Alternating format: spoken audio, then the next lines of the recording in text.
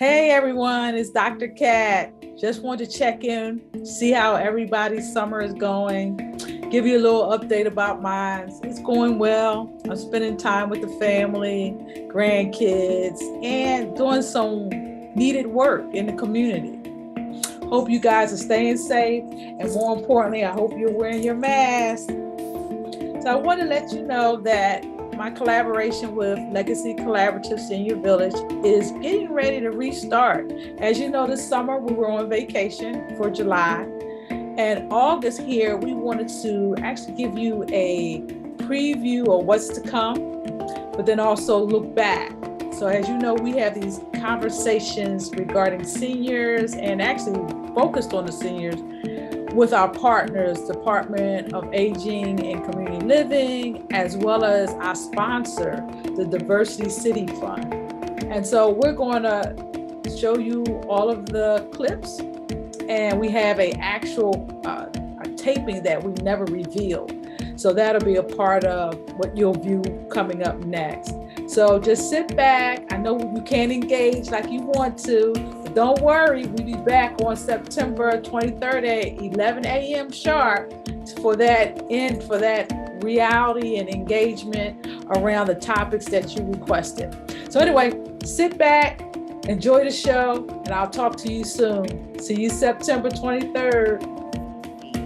And we're so happy to have you all here this morning, and we're in partnership with Aarp, Miss Alice Thompson, and so I will turn it over to her at this time. It's a federal agency that was supposed to be giving people information about what to do, but they're not doing a good job because, truthfully, if you have a cell phone, you pay for that number. That number should only go to people that you want to have it. You know, and it's a federal agency. I think it's office. Is it FCC? Meals, you're not cooking a meal. You're just reheating something that's frozen. Or if you're warming up something, you're just reheating it. So look at those directions and stay near. You know, along with everyone's help is trying to get the vaccine in everyone's arms when their turn comes. I know there's a couple little hiccups, but I want everyone to be ready when their name is up to really consider getting the vaccine. Information in the chat. If anyone wants to reach us via phone or not email, visit our website, please look into the chat.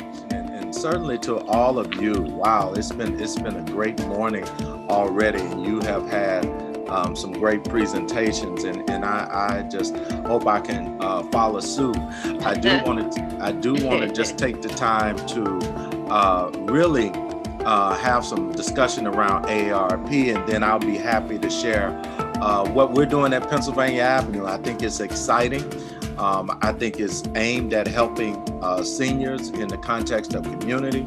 I think we're just doing. Sure, absolutely. So Aarp Foundation Experience Corps is a community-based volunteer program that connects older adults who are 50 years and older as tutors with students to help them become better readers by the end of third grade. And as I think you stated earlier, we do operate nationwide. We represent the DC branch, DC Metro. So the age of the students that we serve or the grade, I should say, is kindergarten to third grade. And our volunteers actually are given the school sites. We're still adding schools to the sites that we serve. So we give the school sites to the volunteers, and they're able to choose their top 3 choices. Oftentimes, of course, people want to serve in their neighborhood. That makes the most sense in many cases. Other people say, it doesn't matter, wherever there's the greatest need.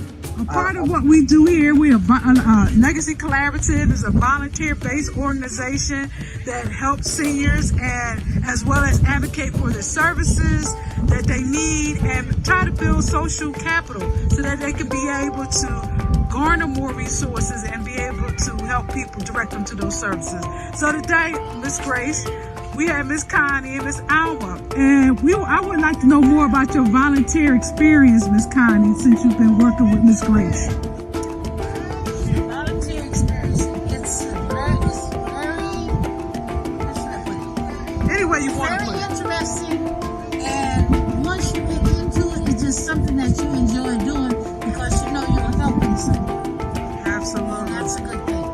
think they probably go like hand in hand. Okay. Yeah. Now, sometimes you can be isolated. Let's say if you are have a say like coronavirus, you are isolated, right? Okay. But that doesn't necessarily mean that you are alone.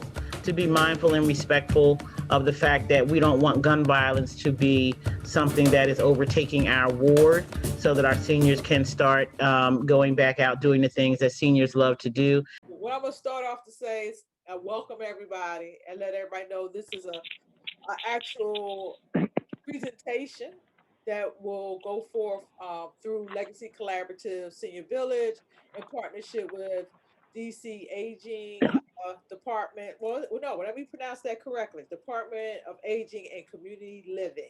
Right? DACA. DACA. As well as we have Mr. Bobo, who is I want to say the commissioner. Are you the president? Chairman. You're the chairman. Get the gravel out. Bam.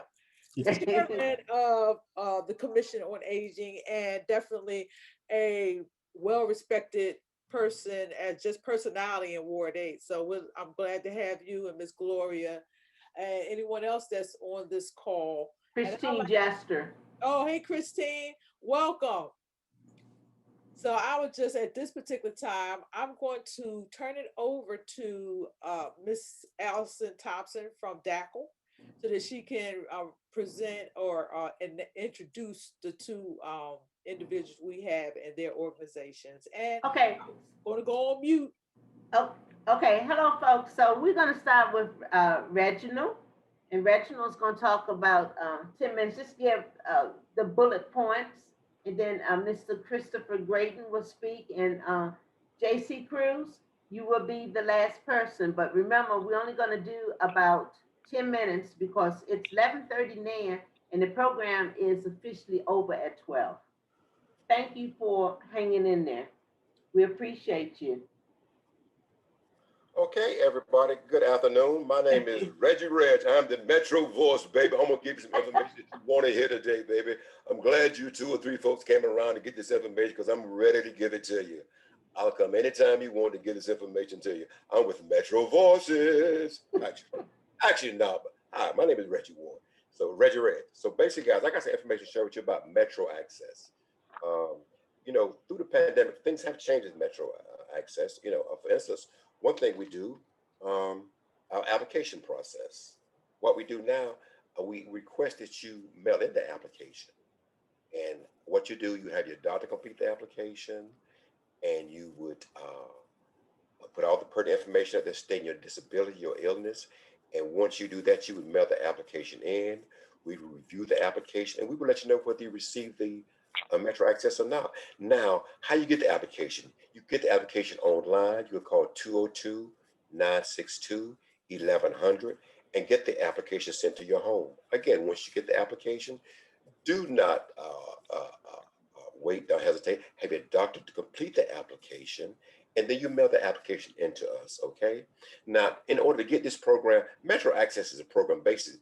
It allows people to, to travel throughout DC, Maryland, and Virginia. There's no age requirement. There's no income requirement. It's based upon disability.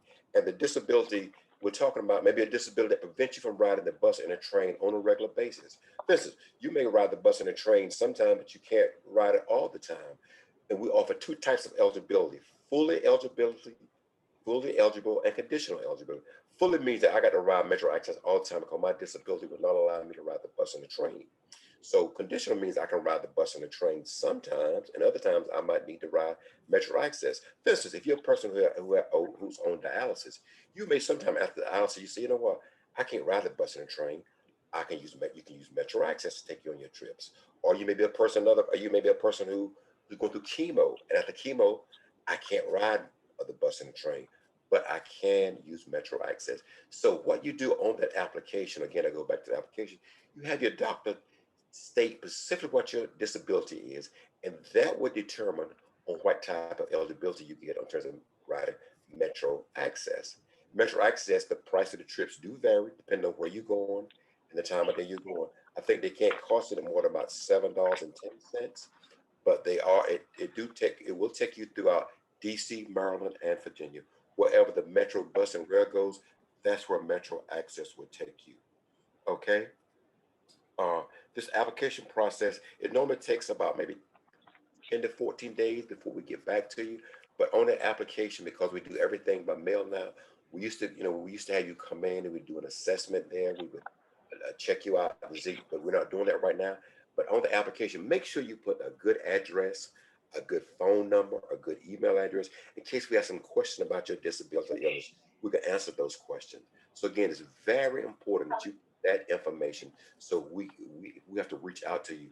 We can do that because we don't want you to say, well, you didn't respond to us. You got to have the right information. Again, now this program is not based on age or income.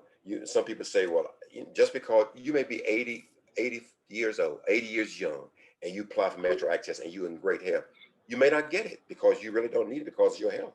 And then again, you may have somebody who's 23 years old and you said they got it because they have a serious disability illness that would allow them to get it.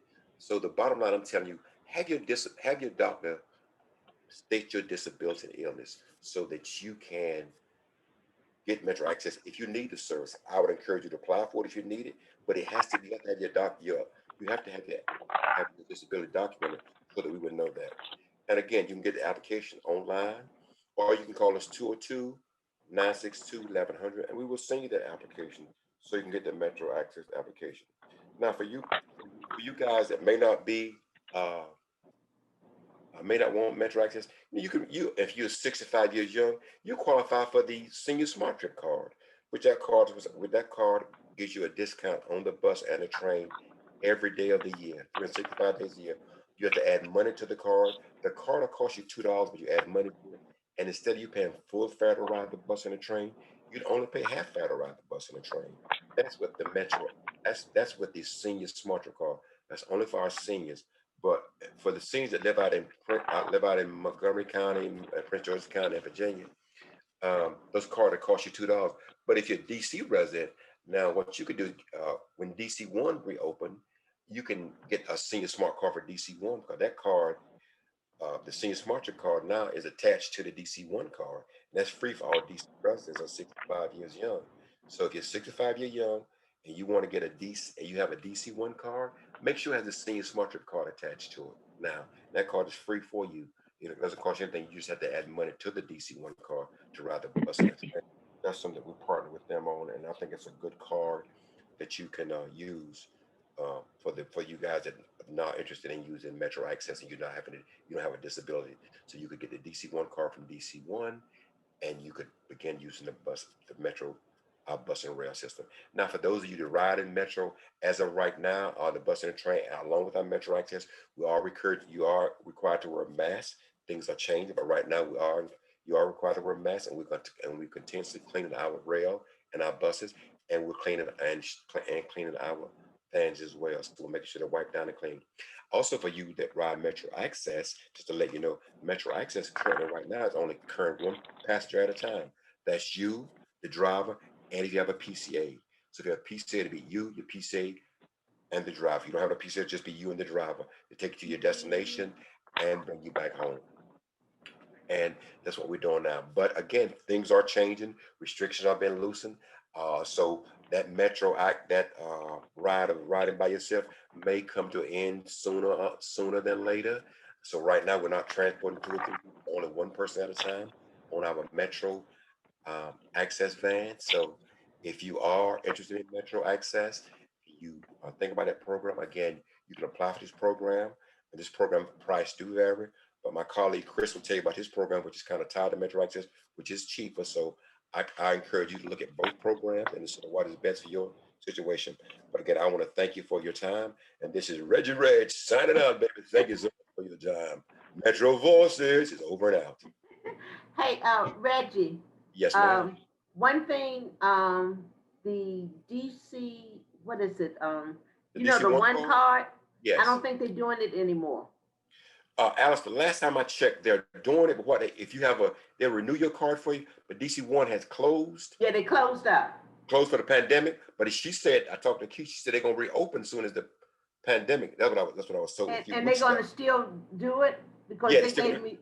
They said they still going to do it unless they change, Alice, in the last week or Okay, so. because I know they said they're not going out and making any more new DC1 cards. No, they're not right now because of the pandemic. But if you had an old card, they would send you a They will replacement. honor it. That's good. Yes. Okay. But once we get back to our norm, things get normal. They do plan on still issuing the new card, you know, the DC1 card for Okay. DC residents with the senior smart card attached to it, which is a good feature for the DC resident. Okay. Okay, that's great. Again, thank you so much. If you have any questions, I'll be hanging around and you can feel free to ask. Thank you, guys. Okay, Mr. Christopher. Oh, all right, good morning. And thank you, Reggie, for handing it off to me. I'm Reggie's agent, by the way. I handle all his bookings. So if you need him in the future, you can just contact me, Chris Graydon. Okay, so yeah, my name is Christopher Graydon. I'm with DC Yellow Cab, and I'm representing the Transport DC program. And if you're familiar with Metro Access, then you know that you have to register with Metro Access and the whole process that Mr. Reginald Ward talked about.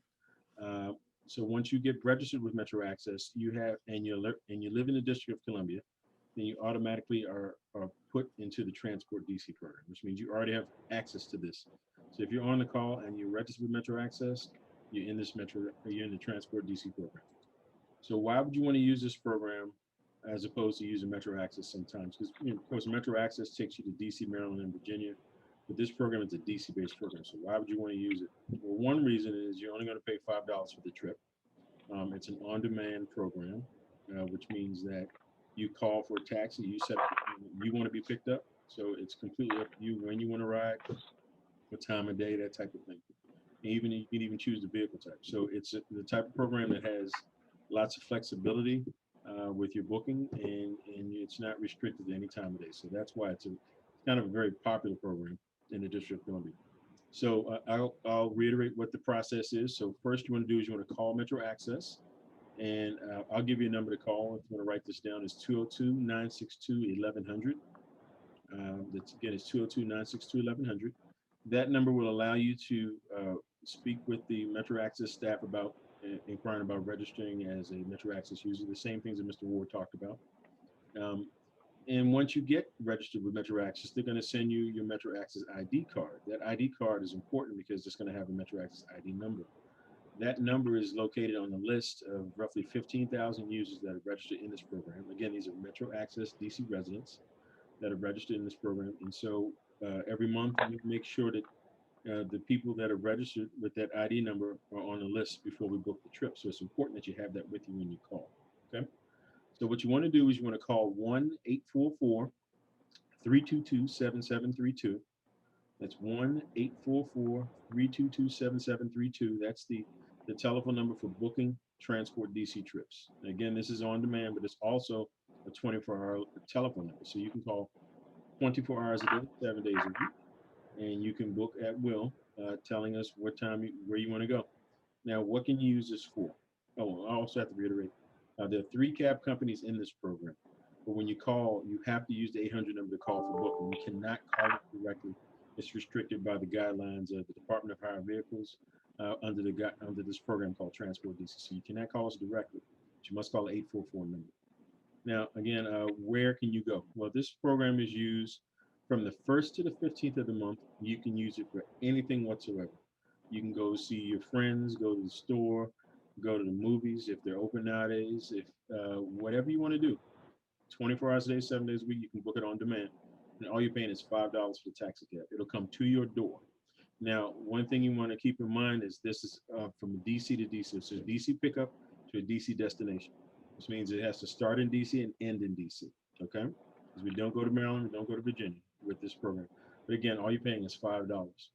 Now, how many people can ride in the taxi with you? You can bring up to 2 passengers with you at no additional cost, which means you will be able to book a trip for yourself and 2 other people, and all you're paying is $5 for the trip. And remember, it's $5 for each stop, so $5 one way. So $5 up and $5 back. Okay, so make sure you have enough. Now, also with this program, from some of the questions from previous meetings, they always ask, how do you pay? You can pay by cash, you can pay by credit card, completely up to you. So whatever you have on you to pay, as long as it's legal tender, the driver will take it. So again, you can call 1-844-322-7732 to book the trip. Make sure you have a Metro Access ID card with you. And make sure when you call, remember I said the 3 taxi companies, make sure you listen to the name of the company when you call.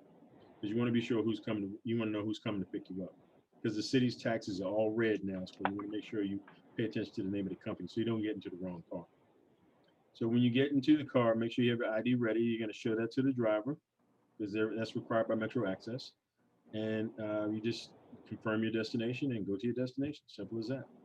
Now, from the 16th until the end of the month, the program is restricted, only because it's a budgeted program, so you don't want to go over every month. We want to make sure it lasts all year long, so it's budgeted. So from the 16th until the end of each month, it's restricted to medical appointments and places of employment.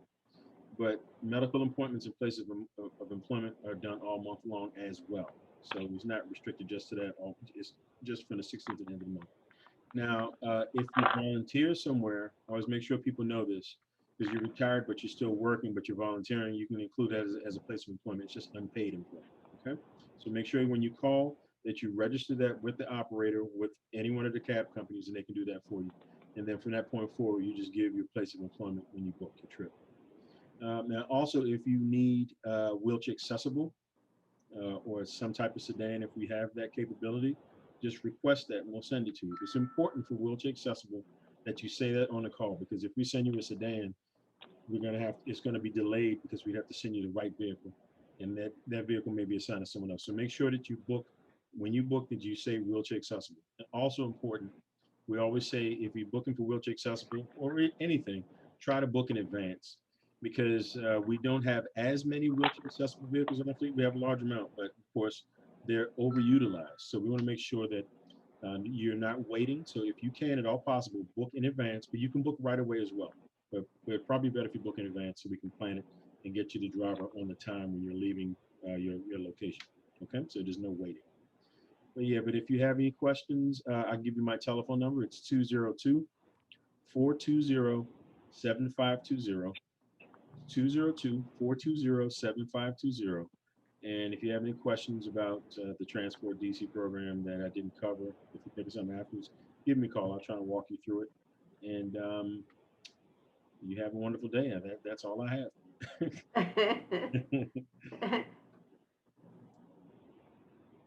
Thank you. Any questions for Chris? No?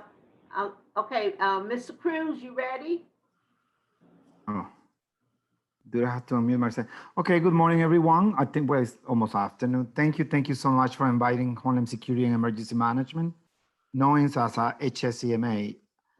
The reason that we are here is because we are a government agency, and the reason that HSEMA is vital in the District of Columbia, because after any emergency or any situation that has to do with emergency, the first call is to HSEMA. That means after the government closed between 9 to 5, everything is running by HSEMA. And also we are the biggest funding provider for all the funding for the Maryland, Virginia, and Washington.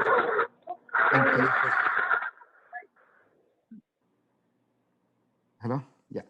In case of any emergency or anything has happened, Homeland Security and Emergency Management, we are open 24/7.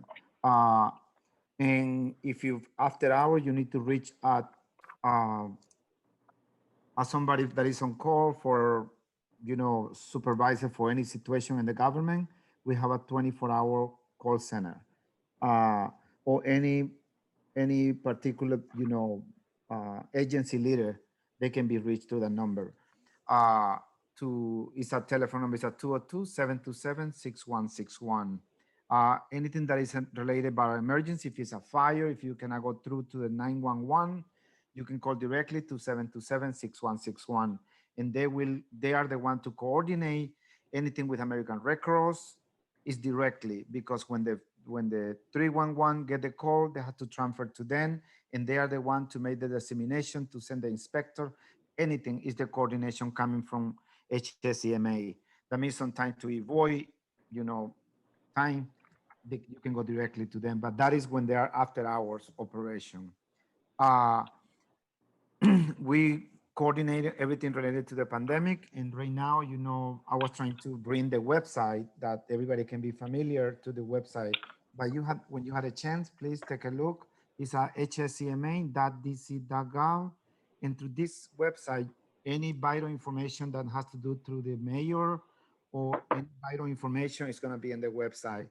If you need to get permit to close or block any street, you have to go to the HSCMA, and everything is in the website. Our 24-hour number again is at 727-6161. And is any question for me so far?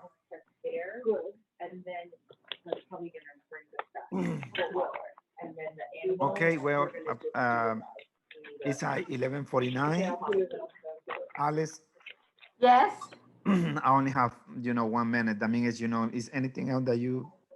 Thank you. You have up until, well, wait a minute, Mr. Cruz. Bobo, did you want to say anything? No, not at this time. All right, Mr. Cruz. You have about 5 more minutes. Please put on your camera so people know who you are. Okay, thank you. Alice, Yes. I know you've informed them about the state DC and all the help that provides for the seniors and the citizens of DC. I know I talked to Miss Pierce this morning, and she says they assist the seniors to make sure that all the seniors catching up on their back rent and their back utilities before that program expires. Yes. So we're encouraging everybody to stay with that state DC as possible. Yeah. See, that's what Office of the People's Council was saying. They're not using the program like they should. The people are not taking the time to apply for it. I don't know what's going to happen. No, well, we think that a lot of the seniors are having difficulties understanding the applications. So that's why we're asking like these villages and other community programs to assist them in filling out the applications. Katrina. Wait a minute. Katrina. Maybe you ought to send an email to Katrina. Bobo. Okay. Yeah. Let Katrina know. Because her unit is a village. I'll forward it to her. Yeah, let her know. Okay, Mr. Cruz, we need to see you. Yeah, the thing is, I can't do it. You have to do it. No, you have to do it, or that person that is. No. All you do is hit the. I do it, but he said, more, and maybe it's not. No, all you do is hit where there's it looks like a video camera. Yeah. Video camera, and it will show you. Yeah, mine doesn't. I think it has to come from you this time. No, are you on a laptop? Yes, I am. Are you on if you're on a laptop, your laptop's supposed to have a camera. Yeah, mine does. You say it does? Mm-hmm. But the button is showing over here, but I cannot click on it. Okay, well, go ahead and finish talking, but you should be able to. Anytime that I click, it says rename. That means the person that it was doing the recording is, give it a That's hard. But anyway,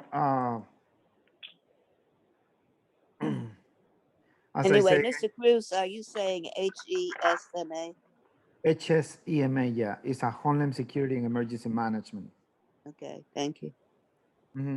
And one thing through the agency that is vital is that you can reach any official directly from them. They have, in the 24-hour call center that we have, we deal with all the emergency, but in any reason, it's something that has to step it up for any supervisor for the American Red Cross, or if it's any fire, or it's a restaurant that they have to be closed, or things like that. They can go, they have all the information, anything to reach anybody in the city during the after hours. And, our primary thing is from Homeland Security and Emergency Management, is, prevention and education. That is the part that we do. And it's to invite the resident, to be prepared in case of any emergency. Right now, we are dealing with the epidemic, that we're still under the epidemic. We keep embracing and follow the restriction of the mayor that we should be continue wearing the mask. And everybody should be vaccinated, except to everybody, but, it's not mandatory, but we need to keep encourage everybody to get vaccinated in the District of Columbia. Another important thing, everybody should be registering for Alert DC. Alert DC is a notification directly from the officials in case of any emergency. Like, for instance, if it's a shooting in downtown DC and you head into downtown and you've been registered for Alert DC, email is gonna pop up. If you are in your desk, it's gonna show up as an email. If you have your phone, it's gonna show up as a text. And it's gonna tell you what to do in the protection action. That means, our job is to save life and properties, and it's what we are here for. That means, if you, in case of any emergency, I'm aware that the resident, the difference between 911 and 311, no? 911 is for clearly emergency. Remember, whatever is an emergency for you, maybe it's not emergency for me. That means you made that call, you made that decision, because one phone call can save life. That means, let's keep in mind, sometimes, we don't want to, we think we can bother, we not bother anybody, it's our job, it's our goal, is to save life and properties. I don't know, we are located in Martin Luther King in Southeast, in Ward A as well. In, if you're a group of people, they want to get tour to the agency and stuff like that, also we can ask for that, and we can take people to see how they coordinate the emergencies in the Capitol. Maryland, Virginia, and Washington is coordinated to this agency. After that, I don't know what else. I invite everybody to visit our website. That is hsema.dc.gov. And I hope, we learned something. Así que anything else, I don't know, you ask me, or, and I'm sorry, I cannot open the camera. It's something that well, Mr. Cruz, question. You need to, well, this is a suggestion. Tell folks what do they do in case of a disaster. Like we had a real bad storm last night, and folks in other parts of our area, they really caught it, trees falling and that type of thing. So what do you suggest that people should do when it's a really bad storm or hurricane? Yeah, the first key of the prevention is knowledge, no? And it's what we do in this kind of presentation to bring, information to the community, because that is the first step before any emergency can strike. But, in case of, hurricane season, we have to be prepared because it starts June 1st. But yesterday was a really bad, storm. We have to prepare. Whatever we prepare for today is for tomorrow. That means, reading, one thing that we can do, going in the website, and take a look what we can do in case of a storm, that is, we have this leadership that is called, is a disaster. It's anything you need to know in case of any natural disaster or man-made disaster. And the booklet is also on the website. One thing that I can wait when they open up, that we can go to fairs or participation in the community, is to bring more information, because this is what we do, educational part, to educate the community, how to save life and property. And, bring the material, but, the resident, they have to take a look and, and read, because emergency can strike in any moment. And if it's, as I say, if it's an emergency that you feel that, that you need a fire department, whatever it is that you need, call 911. There's no question about it. But in the moment, the most important thing is that you look out for you and be safe. Well, thank you, Mr. Cruz. You're welcome, Miss Alice. Excuse me, I have to leave because I'm going to another presentation at 12 o'clock. All right, thank you so much for coming on. We're going to be leaving too. The Penn Branch chapter hopes to be on Zoom by September, in which case I will. Mr. Cruz was with us a couple of years ago, at which time I'll try to get all of you to come and present to our chapter. So you are going to be on Zoom in September? Hopefully by September or October. Yeah, they're trying to get everybody's email addresses so that they can do that. Okay. Oh, that's good. So, okay. All right. So bye everybody. Have a good day. Bye. Bye. Thank you. But Alice. Yes. Have a great day. What is the email for Katrina Paul? This ain't working. Oh, I'll send it to you. Okay. I'll send it to you. Okay. Okay. Well, hey, bye, folks.